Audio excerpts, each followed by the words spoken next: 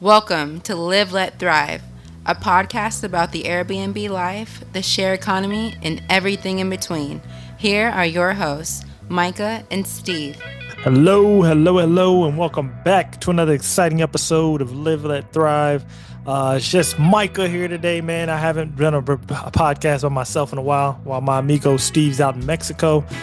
So I'm just coming to y'all. I got to add a lot of notes, and Steve doesn't get back till next week, and then I'm out of town next week because I'll be in Vegas. So it's going to be a while till we can hop on together, but I had like a bunch of notes, the stuff that I was noticing that was going on in real estate that I really just wanted to hop in on, talk about. And just kind of noticing trends, like, everyone shifted to a buyer's market, which is a good thing. So basically you can definitely put in be very aggressive with your offers right now, with it being a buyer's market, stuff sitting on the market for a long time. So right now, if you guys have been following the podcast, keeping up with everything, you guys know I've been trying to close on this duplex. It's a 3-bed, 2-bath on each side, duplex that's up and top and bottom level duplex, and I'm trying to midterm and short term rent it. I was even considering long term rent it, just simply due to the fact that it does cash flow long term, and which is hard to come by in this market. But if you're in the right market and you're targeting the right type of properties, cash flow is still there, even on long term, because this property that I'm discussing, like this duplex, it cash flows long term. We got the final numbers back, and I think the mortgage, once we close, is going to be $1,800. We were previously projected between $2,100 and $2,200, but it's actually going to be $1,800, and it cash flows. It rents, each side rents for $1,500, so it's like $3,000 a month, and then you got about a little bit of like $1,100, $1,200 ish in cash flow there. Not really including capex, because with short term and midterm rentals, we do the capex on the business side, so we don't really worry about that. However, speaking of cash flow, because I haven't heard a lot of people saying, what do you do? Because there's no cash flow. What are you doing? Do you just let your property sit while you're taking no cash flow on it? And it's one of those tough situations, right? So what I'm noticing right now, I have not seen much cash flow on single family homes, except for in two places, which is the Midwest and the Deep South. Midwest and Deep South seem to have like great cash flow, like the Arkansas, Louisiana's, Alabama's, those areas, cash flow. Ohio, I've been hearing good things about Toledo, Ohio. They have good cash flow. Like the Midwest has cash flow. Everywhere else, it seems to be like you're basically playing the appreciation game, right? So if you don't have the money just sitting there to take a loss every month, is it really worth it? To me, and me, I play the cash flow game. Right now, I'm sacrificing appreciation just so I can get cash flow in other markets. So I invest in Central Arkansas. It doesn't get the appreciation, but it gets the cash flow. So the last property I bought, just the 3-bed, 2-bath, it has a 7% interest rate, and all in, it's like 868's the mortgage, and then we rent it out on Section 8 for $1,200, right? So if that property was in Texas, it for sure wouldn't cash flow because property taxes would kill the cash flow almost immediately. So in times like that, like if you aren't afraid to like go out of state and go to like, especially if you're in Texas, you can go next door to like Arkansas, go up to, I don't know the Oklahoma market, but I'm hearing it's good cash flow. Shout out to my guy, Brian, that's up there. I think he said he's getting cash flow up there, like Louisiana. You can go to those markets, get great cash flow. However, you're not going to get the appreciation. So if you're not afraid to go out of state, definitely look at like the deeper South markets and the Midwest markets. You can still get the cash flow. Because I used to tell people, when you guys have been following the podcast, I used to tell people, if you're in a metro market and you're buying a property and it doesn't cash flow long term, don't touch it.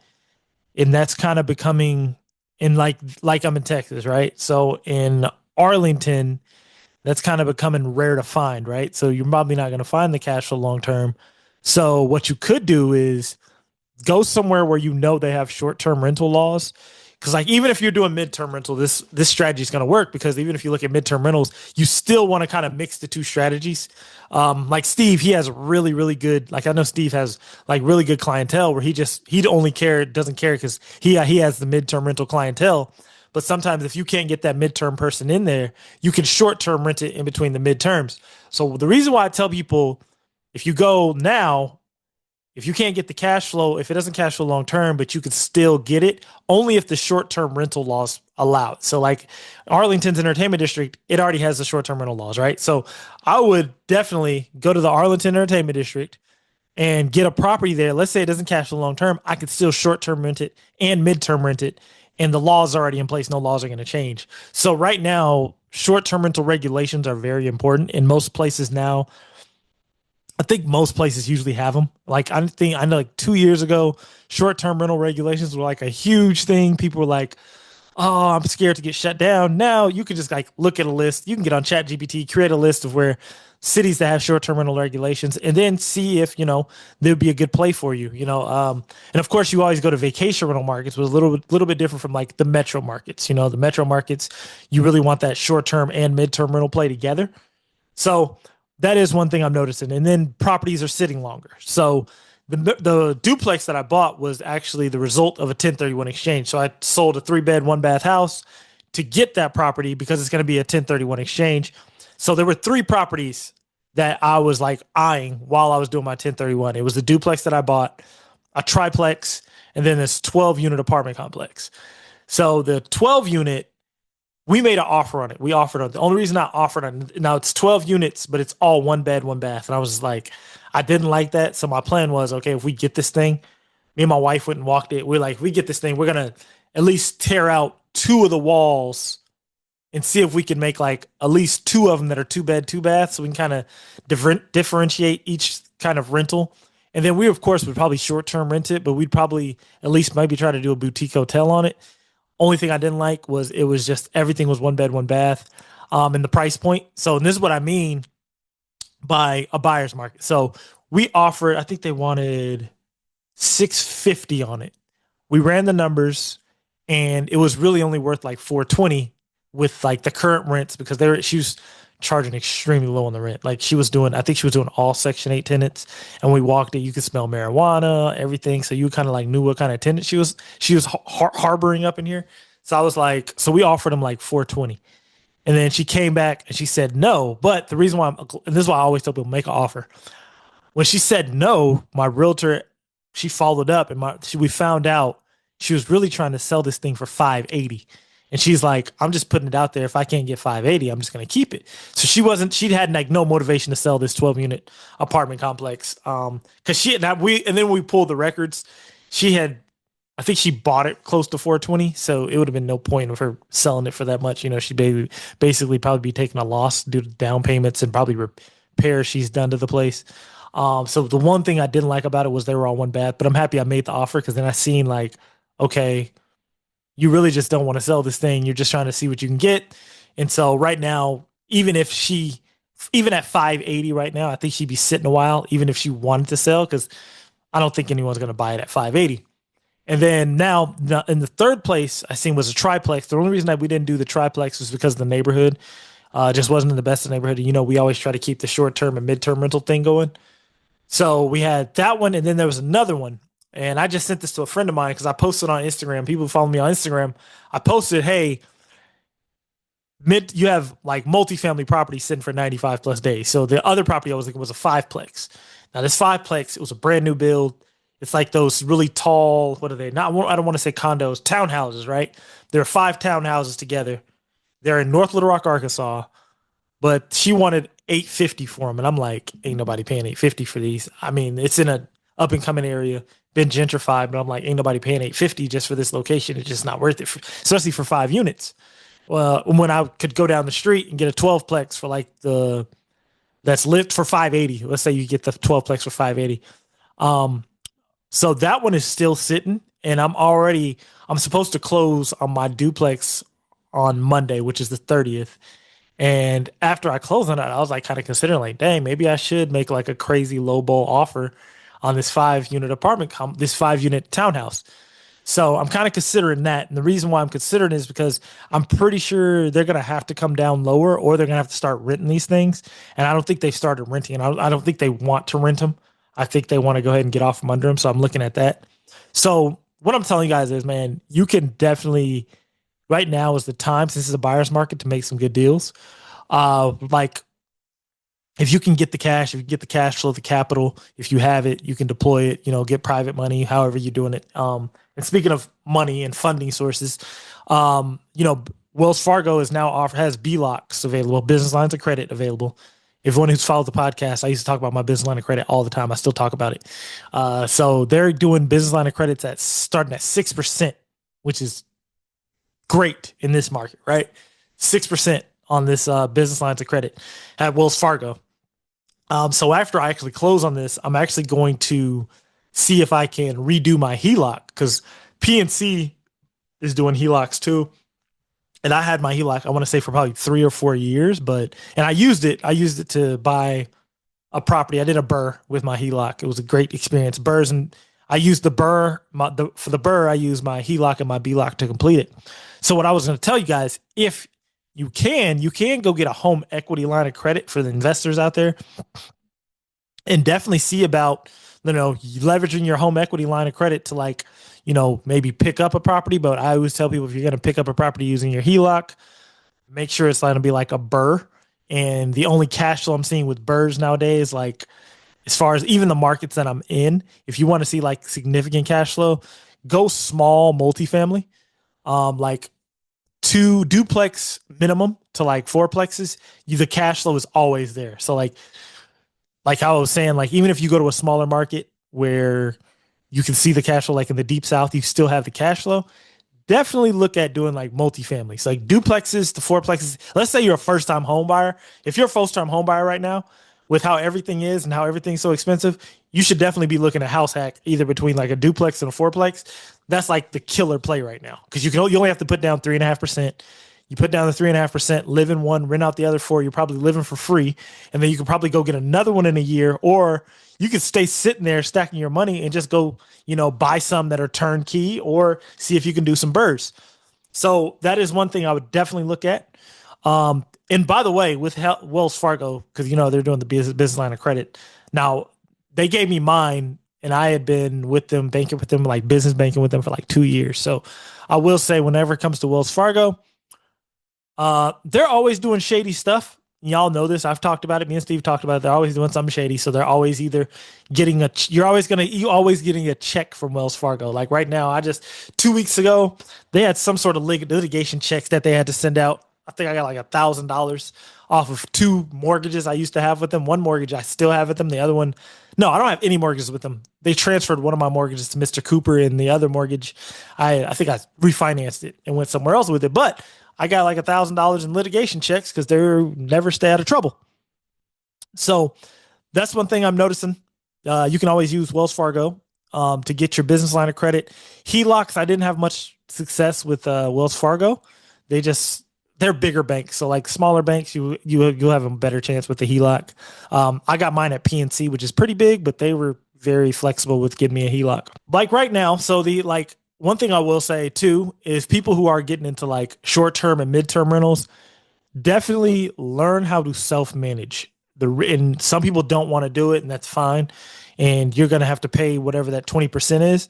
The reason why I tell people getting in right now, learn how to self-manage, is because with interest rates as high as they are, and if you're in a state like Texas where property tax is also going to eat you up, you're going to really, really reduce your cash flow in a metro market like a Dallas, like the DFW Metroplex. You're going to significantly reduce your cash flow if you're depending upon a property management company to manage it for you. I'm not against property management at all because I have a property management company. I manage for other people, and I'm very transparent with them. Like, look, this is what's going on right now. I charge 20%. However, these are the real numbers on what you're looking at with me taking my 20% and with taxes and insurance. Now, the markets that I do manage in, like really heavy, the people don't mind it because they can still cash flow significantly because of the types of properties they have, how long they've been owning them. So you can still get that cash flow. But with midterm rentals and short-term rentals, you definitely want to know how to self-manage right now. And it's not much to do it. Like, as long as you have boots on the ground and a good VA, most of it's you could take care of it yourself. Like AI, you have a bunch of Host Buddy AI, like these AI tools that are out that'll handle all like the guest messaging for you. And then if you get into like midterms, it's a lot of like, you can have a VA, like my VA goes on like LinkedIn all the time, making connections on there.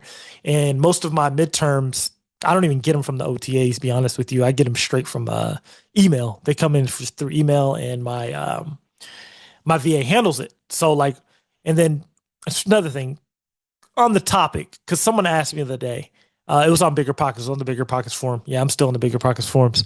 Someone asked, right now, if you could go back in time and give yourself pieces of advice about Airbnb, short-term rentals, what would be the advice you would give yourself? And I told them my advice would be, I wouldn't arbitrage. I would focus on owning and managing, and I would go really hard on midterm rentals right off the bat and getting direct bookings right off the bat. And the reason why I say that is because you just have a different clientele when you're doing business to business rather than business to consumer. And that is one reason why I don't like the Airbnb side. Like, especially if it's like a consumer, if it's like Airbnb, someone books through like HomeLink, right? And someone from HomeLink, who's an insurance company, they book directly through Airbnb. They book, it's a little bit different. You know, you don't get as many complaints. I haven't. I know Steve was talking about his complaints that he got, but we're in different markets. He's in Texas and I'm in the Arkansas market. I'm coming back to the Texas market for management only. So getting to that business to business model is like the best play out there, straight up. So in any type of rental company gets into this. Like, even if you look at the rental car companies for cars, right?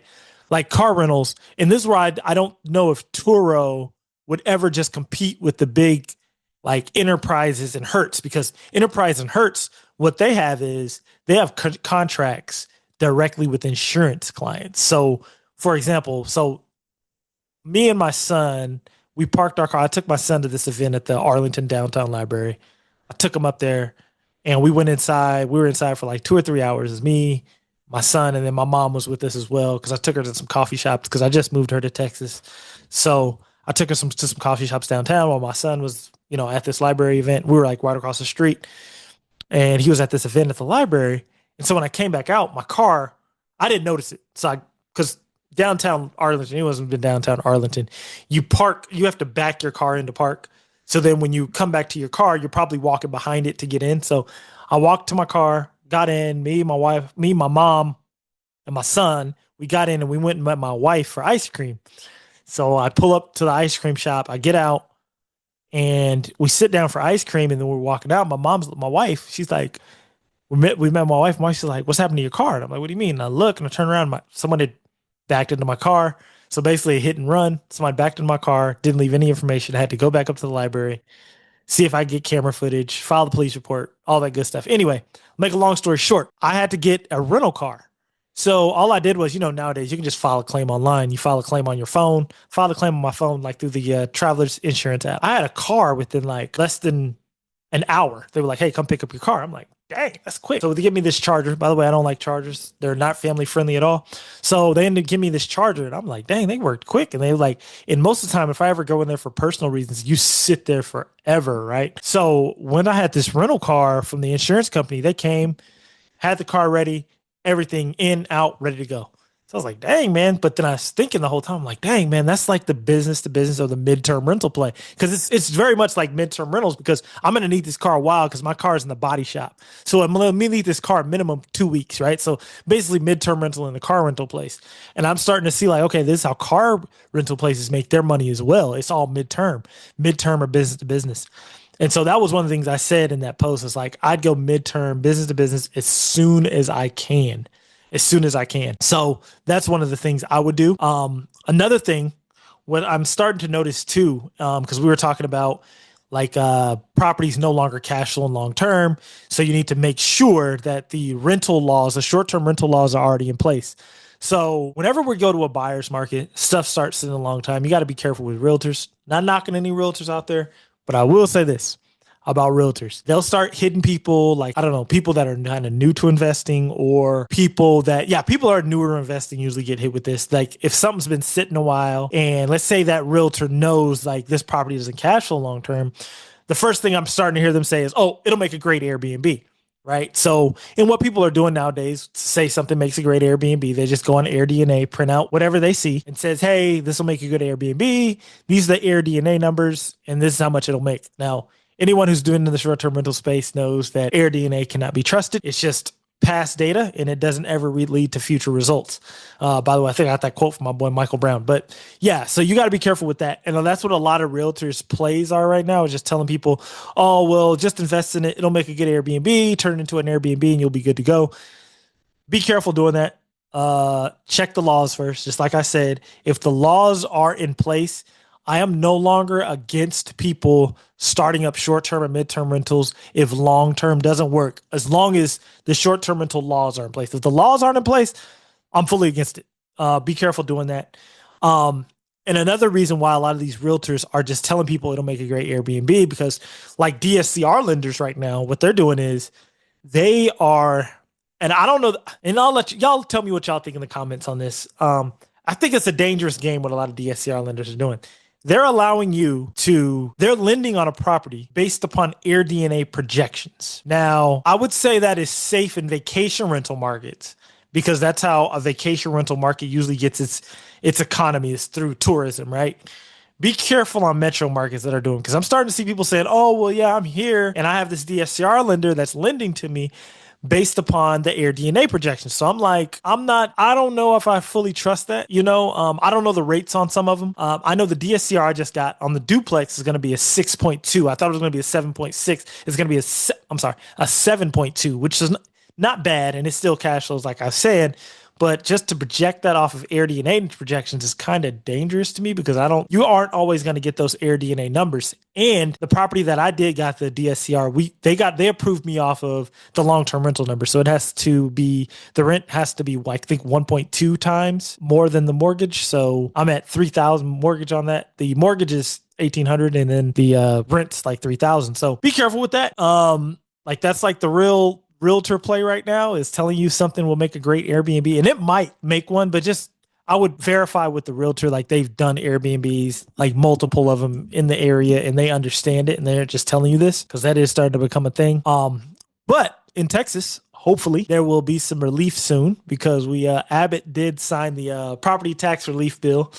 It still has to be voted on by Texans. I don't know what Texan is going to vote against that. They might, but I doubt Texans will vote against that. I'm pretty sure it'll get passed, but I don't know the effects of that yet, so I'm not going to speak on it, but there could be some positives with that if they allow more exemptions, like on rental properties, because that's where it happens in Texas. You can cash flow year 1, year 2, you're underwater, you can't cash flow because your property taxes have gone up so much that it's no longer worth the investment. That's why I was kind of saying at the beginning, look at those other markets. So yeah, with Texas property taxes and with the interest rates, it is kind of harder to cash flow here. So you got to kind of be very creative. So hopefully with Abbott signing this bill, we see possibly some relief soon. So yeah, y'all tell me what y'all are seeing in y'all markets in the comments. Let us know what markets you're seeing for good short-term rentals, midterm rentals, outside of vacation rental markets, because I think vacation rental markets, they've taken a little bit of a hit. I've been hearing people like in Ventura, California, say they've taken a little bit of a hit. I don't know if that's considered a vacation rental market, but there are places that take a hit. And I do think that's because they're depending 100% on short-term rentals for all of their reservations. And I think that's kind of it's a tough place to put your business in right now for metro markets, in my opinion. And speaking of short-term rentals, I'm happy I brought this up at the very end. This is where, like, a lot of people too, because I'm starting to talk to a lot of my investor friends that are in Seattle. Everyone's after the short-term rental tax loophole, right? So with the short-term rental tax loophole, you're basically able to deduct all of your W-2 income if you have a short-term rental. Don't quote me fully on this, but basically you have to have an average length of 7 days, and then you're doing like a cost seg on the property. But in order to qualify, you have to have an average stay of 7 days, and you have to self-manage. And that goes back into the self-managing thing. So this is my thing with people who are looking to do the short-term rental tax loophole. This is my warnings to look out for. If you're going to do it and your average stay has to be 7 days, that means that's going to cancel you out of the midterm rental play, and you're going to basically be stuck having to do like shorter stays. So you're going to probably be dependent upon the OTAs very heavily, or even if you're not dependent upon the OTAs, you're dependent upon your own reservations, people coming in. It's still going to have to it's going to have to pencil into an average of 7 days. So you're kind of basically going to be eliminating yourself from midterm rentals. So this is what I've been hearing from people. They're like, I like the midterm rental play. However, I don't like the fact that I get disqualified from the short-term rental tax loophole when I do midterm rentals. So I was like, well, dang, I'm like, I didn't think about it that way. I'm like, I guess you're right. Yeah, you would be exempt from it because your stays are going to be a little bit longer. What I would say to people is you could set like a minimum stay of like not 7 nights, because it's going to maybe give you people lower. Do a minimum stay of like 13 nights, and most of the time it'll average out to 7. But however, you're going to see you have to a little bit more turnover than midterm. And you're going to get the turnover, the guest complaints, all that stuff. So with the short-term rental loophole, see if it's really worth it after you do short-term rentals a while. Do it for a while and see if it's worth it. Because I'm hearing like some complaints of like guest complaints. They don't like the guest complaints. They don't like turnover. And I fully agree because these are all the reasons I got away from short-term rentals and got straight to midterm. A lot of people are just like, is this even worth it? Depending on your income and how much, if you're willing to like, let's say you're willing to take a loss on your short-term rental, like, hey, you may take a loss overall because you can't go midterm and you're depending upon the short-term people all the time. It may be worth it if that's your goal anyways to take a loss. But if you still want it to cash flow, be careful looking into that. Now, another thing, run this by a CPA. One person on a call I was on, he was saying what he wanted to do was he was going to get a duplex. And he was going to have one side of the duplex be midterm, one side of the duplex be short term, and see if he could still qualify. I don't know if it qualifies, but what he was going to do is basically lease them out to like LLCs. I don't know if it's going to be the same LLC or different LLC. Lease them out, have one be short term, one be midterm, and then have one side of the duplex qualify as a short-term rental. So I don't know if that's worked. Talk to a CPA. I think I heard one CPA said it would not work because you have to cost seg the whole property for it to work. So I don't know, but with the loophole, though, definitely watch out for it because there are some things that are in there that, that may hold you back or may hinder you. So definitely, if you want to do the short-term rental loophole, definitely look at is it worth it long-term? Because there are some things about it that are in there that people aren't really liking about it. So yeah, so if y'all know any cash flow markets that y'all are in, that y'all see like cash flows long term and it's been great for you, cash flows long term that you can turn into short term or midterm, let me know in the comments. Thank y'all for listening, tuning in to my rambling about everything that I've been seeing going on with midterm rentals. And see y'all on the next episode. Me and Steve should be back. It'll probably be, Steve may record one without me. The next episode, me and Steve, probably be in a couple weeks. So y'all be patient with us and thank y'all for continuing to listen. And we are out. Thank you for tuning in to this week's episode of Live, Let, Thrive. Be sure to tune in next week for all the latest in the world of Airbnb and all that entails. Bye-bye.